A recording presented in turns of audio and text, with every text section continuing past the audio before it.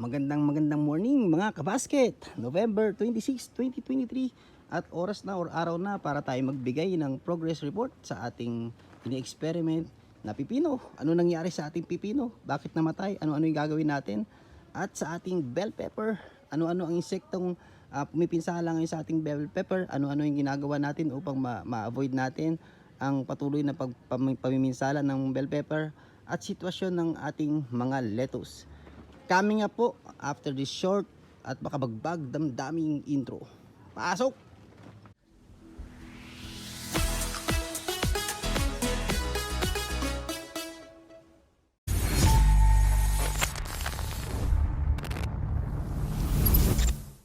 Okay. O yan. Okay, post muna yung mga nagmamarites dyan. Okay, so mag-update lang ako. November 26. Yan, nag-ano sila. So sort sila. Ito na yung first harvest namin ng romaine. Hinarvest na namin at tatamnan na kasi natin yung ng sultan o kaya yung isa, yung green bell.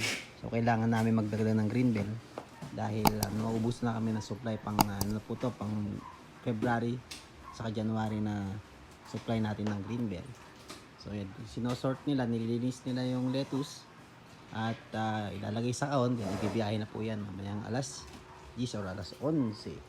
Okay, so umalis na tayo rito at hindi sila nakakapag-marites. Punta tayo sa ating topic for today. Yan mga kaibigan. So yan, umalis na ako sa ating sorting at hindi nila matuloy yung kanilang mga topics pinag-uusapan. And bigyan ko lang kayo ng progress update kung ano na mga ganap dito sa ating bamboo greenhouse. Ayun, November 26 at binunot ko na po yung mga ugat. So papatayin na po natin itong ating pipino. Sisimulan na po natin ang pag-recondition ng ating bed. So yan po yung mga ganap. So binunot ko lang siya, yan, madali lang naman bunutin. Pero ang napansin ko po rito, yung ugat niya pa ganun sa ibabaw. Sa ibabaw po siya nag-i-spread. Okay, anong importance na sa atin? Dito malalaman natin na napaka-importante ng first 2 inches ng ating bed. So at a no-till or sa minor tilling setup, napaka-importante yung pagre-reapply po natin ng organic, especially sa first 2 inches. So yun po yung ating gagawin dito at alam nyo po ang itatanim ko po rito ay pipino po uli. Okay? Sa sunod-sunod na pagtatanim ng pipino ay sama-sama nating pag-aaralan or obserbahan kung okay ba na tuloy-tuloy ang pagtatanim ng same crop. Kasi po usually ay nagka-crop rotation po tayo. Okay? Pero may mga cases po kasi na kailangan natin ng continuous supply ng isang specific crop. Especially kung meron ka pong mga sinusupply ang mga kliyente mo, di ba? So, and then limited yung space, limited yung area. So, talagang mapipilitan ka na magtanim na sunod-sunod sa same area. So dito, gagawin po natin yon dahil yung scenario ay akma po sa aking situation. Kukunti lang po yung area ko rito sa Lesac Garden. Yan, ito po yung aking setup sa harap ng bahay. Yan, bamboo. And then may nakalagay na UV plastic para sa rain protection. So yan po yung ating mga current na tanim. Meron po akong pipino dyan sa side na to. And then meron po akong bell pepper na ina-experiment dito. Intercrop with romaine lettuce. Okay? So mamaya i-explain ko sa inyo yung mga problema na na-encounter ko so far sa klima at situation ng temperature at humidity dito sa loob ng aking garden. And ayun nga, kung hindi pa po nyo napanood yung aking Kalyetok episode number 3 ay ini-share ko yung mga metrics na kailangan po nating tandaan. So yung mga terminologies po at kung paano natin kinumpute ang terminologies ay ipinaliwanag ko po. Check nyo na lang po sa video link sa description at doon ko po share. Okay? Huwag po kayong aantukin. Pero kailangan po natin malaman yung mga metrics na yon para sa continuous improvement, no, ng ating mga pagga-garden. Okay? So ayan, makikita nyo nalalanta na, tinutuyo ko lang yung dahon. Mamaya-maya ay ilalagay ko po yun sa sako and then itatali ko yung sako para yung mga insekto po na andyan sa mga vines ay hindi kumalat po dito sa ating bed. Okay? Isasako ko po siya, itatali sa ako, ilalagay po dun sa ating compost area and then hindi ko po siya bubuksan. Okay? Ng 2 months. So in 2 months patay na po yung ating mga insekto dun sa loob. Alright, or maaari ko ring ipadala sa pit natin sa ating basurahan. Lalabas ko lang to sa gate, tatapon niya sa basurahan. So depende po sa ating magiging mangyayari mamaya. Okay? So doon po sa mga hindi pa nakapanood din ng summary ng expense and income summary nitong ating area, check nyo na lang po sa ating videos. Nilagay ko po rin dyan yung ating mga metrics na gagamitin. Ilan yung kinita natin dito sa area na to, ilan yung ating pinuhunan. And abangan nyo po at pagsisimula na po yung pangalawang season, no, ng ating cucumber farming. So wala po akong nabiling Emperor F1, Emerald Warrior F1 po pala, hindi po Emperor, Emerald Warrior. Kaya po ang itatanim ko this time ay MacArthur F1 ng Condor. Okay, so tingnan natin kung lalapit or may improve ba natin yung ating yield per plant or kg per plant, production per plant, or mare-reduce ba natin yung ating cost per kg. Okay. And then maglalagay din ako ng caption, ng sticky caption sa mga susunod nating videos para makikita natin yung expenses to date, no? Kapag nagawa ko for example ng update sa pagtatanim, ilalagay ko po dun sa text caption ilan ba yung nagastos ko at that specific date para makakaano po tayo, makakasunod. Okay mga kaibigan, so yan po yung update. Wala pong masyadong ganap, binunot ko lang po kanina yung mga vines. So hindi ko na siya ginupit, binunot ko na lang kasi hindi naman pala siya ganun kadikit sa lupa. So binunot ko and then pamaya-maya itutupi ko na po yan, ilalagay ko sa sako, then tatali ko yung sako.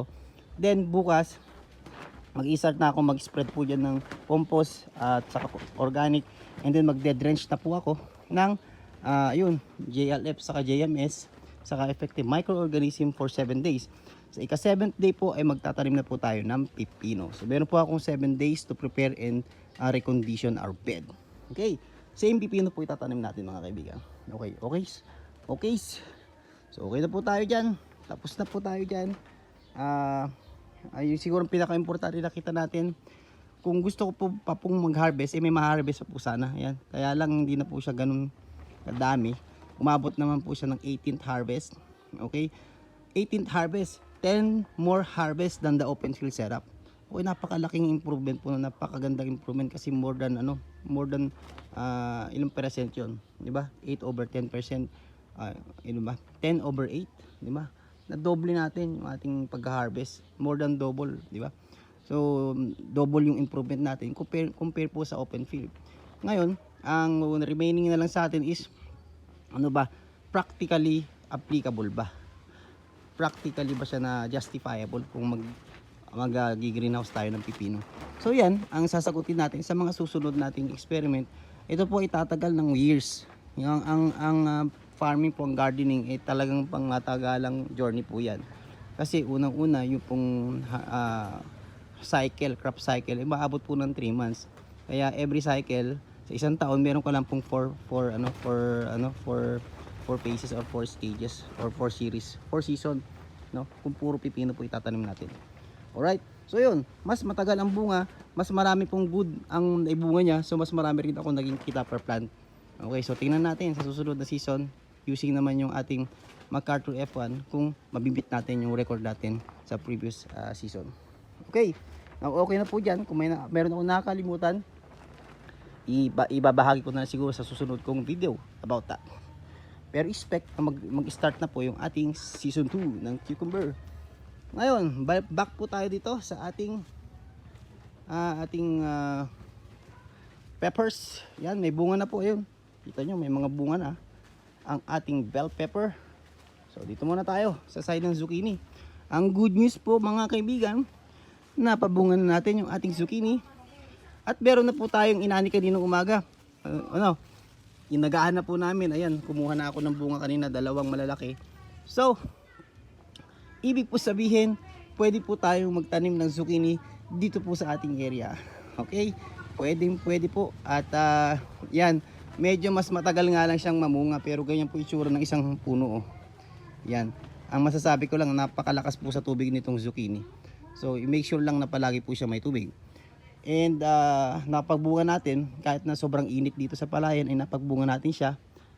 Naglagay lang ako rito ng sunshade. Ayan. Okay. So, okay na okay. Ibig sabihin, pwede po tayo maglagay ng kahit konting sukiri kung pang personal use lang or personal consumption. Alright, now, okay na ako dyan. Masaya na ako sa result. Ibig sabihin, pwede po ako magtanim sukiri dito. Okay, now ito pong ating intercrop naman ng bell pepper at lettuce. Ayan, ano masasabi nyo? Diba? Goods na goods, diba? Ayan, oh. Ito po ay Sanadu. Ayan. Oh. May bunga na rin yung ating Rizwan, pero may problema po tayo sa Rizwan. Okay, so una, i-discuss ko muna ano na status naman ng ating mga bell pepper na romaine with intercrops natin sa ating mga bell pepper.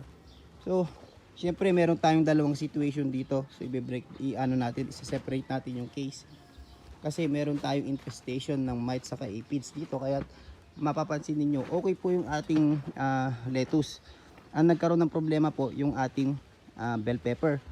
Inatake po siya ng mites, and then ayun, nasa stages pa lang po tayo ng pag-cure.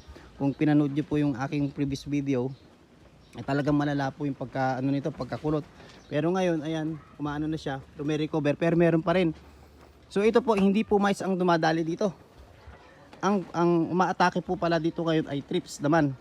So wala na pong mites, thrips naman ang umaatake. Kaya ang gagawin po natin, mag-iiba tayo ng control. Dapat po ang ilalagay natin dito, maghahalo na po tayo ng pang thrips. Okay? So ano ba yung damage ng thrips? Ipapakita ko po sa inyo ang damage ng thrips, mga kaibigan, at kung bakit sure ako na thrips po ito. Okay. So ito po. Yan dito. Kapag po ganito ang inyong mga dahon ng bell pepper, yan po ay thrips. Tingnan nyo po sa ilalim. Yan. Titingnan nyo po sa ilalim, may puti-puti. Nakikita nyo po ba yung puti-puti na yan? Yan. Ayan eh. May mga makikita kayong gumagapang-gapang, no? Ayun, no? Nakita nyo ba? Naka-focus ba? Dali lang. Yan, ilak natin. Ayan. May mga gumagapang na mga parang mga 1-3 mm. So yun po yung mga thrips. So hindi po kaya ito ng basta-basta miticide. Kaya mag-i-spray po ako rito ng specific talaga sa thrips. Okay? And yan pong thrips na yan ang sumisira sa ating mga bunga. So yung mga deform na bunga, yung parang scab ng bell pepper, thrips po yun, no? Thrips po ang dumadamage po doon. Okay? So meron po tayong problema sa thrips. Wala po tayong mice, thrips naman po. So pag ganyan po ang itsura ng damage, thrips po yan. Hindi nyo po yan basta-basta mapapatay lang ng AgriGuard or ng Agrimec. No, kailangan nyo po ng specific talaga sa thrips. Nang sa ganun, no? Nang sa ganun po ay mas makontrol po ninyo yung insekto. Yan. Kaya napaka-importante ng inspection po, no? Hindi ka lang basta-basta spray ng spray pag may nakitang kulot. Kasi po, even po yung kulot, may iba't ibang insekto na dumadamage. At yung pong i-spray nyo, hindi naman po maging applicable. Depende po sa mga insekto or peste na tinatarget po ninyo. Okay? Yan po yung number 1. So, pinahirapan po ng husto yung ating bell pepper na young. Kasi po yan eh. Hindi, nung tinransplant ko po itong ating bell pepper, batang-bata po siya. Kaya nung na-damage ng thrips, siya ang naapektuhan. Kaya naging ganyan po itsura niya. So, papagalingin po natin yan. Hindi po natin bubunutin. And gagamitin po natin itong pagkakataon po na ito para makapag-devise po tayo ng mga preventive measures, control, kung paano natin ma-address yung ganyang problema. Okay? Buti na lamang po, meron po akong lettuce sa pagitan, and ito pong bed na to ay makakapag-generate din ng income kahit papaano. Okay? So, tingnan nyo po yan. Ito po yung batang seedling na tinransplant. Ito naman po yung mga mature seedlings na tinransplant ko. Okay? Even though na-damage po tayo ng mga thrips, mas nakasurvive po siya. So tumaas po yung ating mga bell pepper, pero meron pa rin po mga thrips yan. Ayan, oh. Oh, yan. Yan po ay thrips damage, no? Hindi po yan mites. So mag-i-spray po ako rito ng pan-thrips mamaya. Siguro try ko muna yung TriGuard. Yung pong thrips shield ay paparating parang TriGuard, din haluan pa rin natin siya ng abimectin para kung sakasakaling meron pa po tayong mga mites diyan, makokontrol natin. Ito po yung mga scab. Yan. Yan po ay damage po ng thrips sa flower. So nadi-deform. nagiging unmarketable. Hindi na po natin yan mabebenta ng magandang presyo. Magiging class B po yan. Okay? So, anyways, so yan po yung ating bell pepper. Tuloy-tuloy pa rin po yung ating pag-control sa trips at sa mites. And then mag-ano na po ako rito, magde-dredge po uli ako mamaya ng pampabulas or rich in phosphorus and potassium na po ang ilalagay ko. Okay? And then foliar po ako ng nitrogen. Okay? So okay naman na po at maganda naman ang ayos ng ating mga bell pepper. Tuloy-tuloy on sked po siya. Magdadagdag na po tayo rito ng magdadagdag po tayo ng pataba para masuportahan po niya yung kanyang mga bulaklak. Okay? So pumutok kanina yung ating pipe. So yan po siguro yung consequence ng paggamit ng chip. Chip po kasi yan eh. Cheap, affordable, no? Affordable na pipe, yung black. Kaya lang ang problema po niyan, madali po siyang mabitak. So nung pong inilelet namin, nabaluktot po siya. Kaya nagkaroon po ng tagas yung pong side na nabaluktot. So kanina ni-repair ko na po yan. Ayan, bumili ako ng connector. Yung blue ay compatible po diyan sa black pipe at dinugtong ko po siya yan. So tumatapon po kasi yung aking dinidrip na mga fertilizer saka yung patubig. So sayang. Ayan, kaya oobserbahan nyo po yan palagi, iikutan nyo po palagi yan.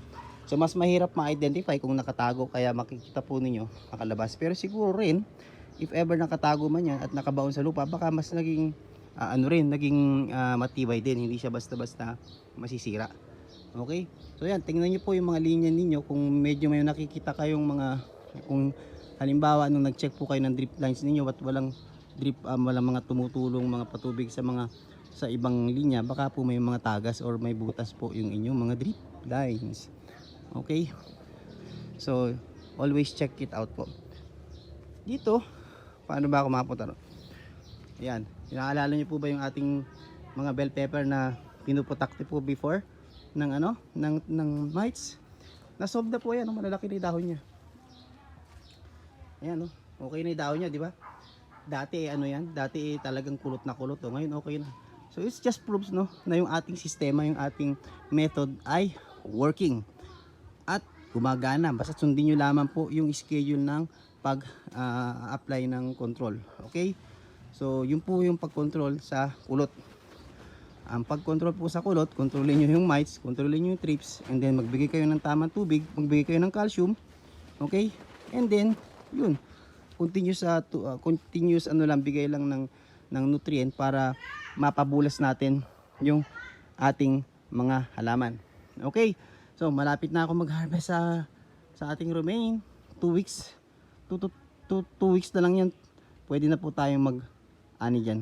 Okay, pwede natin i-deliver sa ating customer. Alright, so yan po mga kaibigan ang ating update. And ano pa ba? Yun lang ang maiibahagi ko sa inyo. Pagpapalaki na po tayo ng bunga, and tuloy-tuloy rin po tayo sa pag-aalaga sa bulaklak. So kapag ganito po na namumulaklak yung ating mga bell pepper, ingat-ingat po tayo sa pag-i-spray ng nitrogen. So more on phosphorus and potassium po yung i-apply natin para hindi po masunog yung ating mga dahon. And then may mga insecticide din na nakaka-damage po ng dahon. So ingatan nyo po yun at make sure po na hindi po mainit sa halaman yung inyong gagamiting pang-control sa mga insekto. Okay. So yun mga kaibigan, medyo matagal tayong hindi nakapag-update, pero ayan, okay naman so far.